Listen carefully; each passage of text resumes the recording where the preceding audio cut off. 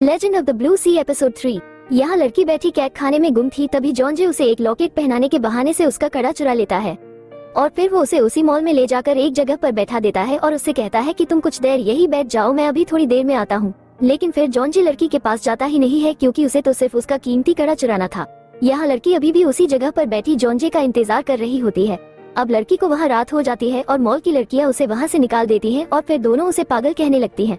अब बेचारी लड़की वही बैठ जाती है और फिर से जॉन जे का इंतजार करने लगती है और फिर तभी जॉन जे वहाँ आ जाता है और वो उससे कहता है कि मैं यहाँ सिर्फ तुम्हें गुड बाय कहने आया हूँ। लेकिन फिर जॉन जे को उस पर शायद तरस आ जाता है क्योंकि वो वहाँ अकेली थी, इसलिए फिर वो उसे अपने साथ गाड़ी में बैठा कर ले जाने लगता है। अब वो दोनों एक होटल में आ जाते हैं, लेकिन यहाँ आकर लड़की फिर से जॉन जे की नाक में दम करने लगती है। जब जॉन जे बाथरूम में नहा रहा होता है तो वो वहाँ की लाइट को बार बार बंद करने लगती है और फिर जॉन जे लड़की को समझाने लगता है। वो उससे कहता है कि देखो, अपनी ये पागलों वाली हरकतें करना बंद करो, मैं तुम्हें यहाँ सिर्फ एक रात रुकने के लिए लाया हूँ क्योंकि बाहर बारिश हो रही है और कल तुम अपने घर चली जाना और ये मत सोचना कि मैं तुम्हें इंटरेस्ट ले रहा हूँ, समझी तुम। लेकिन लड़की को तो कुछ फर्क ही नहीं पड़ता, वो सिर्फ मुस्कुराए जा रही थी। यहाँ दूसरी तरफ एक चाशिहा नाम की लड़की जॉन जे को कॉल कर रही होती है क्योंकि चाशिहा और जॉन जे बचपन से दोस्त होते हैं, लेकिन चाशिहा जॉन जे से प्यार करती है और उसने ये बात आज तक जॉन जे को नहीं बताई है। चाशिहा अपनी भाभी के घर रह रही है और उनके घर में एक नौकरानी भी है जो चाशिहा की भाभी से अपने खो चुके लड़के के बारे में बताती रहती है। यहाँ जॉन जे लैपटॉप चला रहा होता है और तभी लड़की वहाँ आ जाती है और उससे लैपटॉप छीन लेती है और उसे पागलों की तरह देखने लगती है। जॉन जे उससे कहता है कि तुम सच में ही पागल हो। फिर जॉन जे वहाँ से चला जाता है।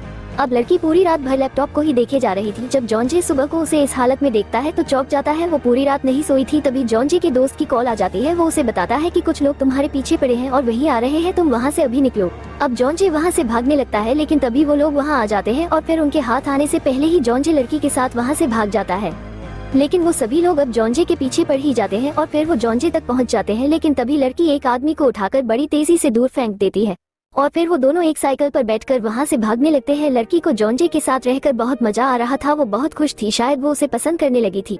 उन लोगों ने अभी तक उनका पीछा नहीं छोड़ा था और फिर जॉन जे उनकी पिटाई करने चला जाता है। तभी दूसरी तरफ से उनके और लोग आने लगते हैं, लेकिन लड़की एक आदमी को बड़ी तेजी से दूर पटक देती है और फिर वो एक एक करके सबकी पिटाई करने लगती है क्योंकि वो एक जलपरी है और उसके अंदर आम लोगों से कई गुना ज्यादा ताकत है। अब वो सबकी पिटाई कर चुकी थी, लेकिन तभी कुछ लोग जॉन जे को पकड़ लेते हैं और कार में बैठा कर ले जाने लगते हैं। लेकिन फिर लड़की साइकिल पे बैठकर उनका पीछा करने लगती है। वो साइकिल को कार से भी तेज चला रही थी। ये देखकर सब हैरान हो जाते हैं और फिर लड़की साइकिल को कार के आगे ले आती है, लेकिन तभी कार में बैठा जॉन जे लोगों को मारने लगता है और फिर वो जल्दी से कार से निकल जाता है और साइकिल पर जाकर बैठ जाता है। फिर दोनों वहाँ से भागने लगते हैं। दोस्तों, आगे की कहानी अगले एपिसोड में।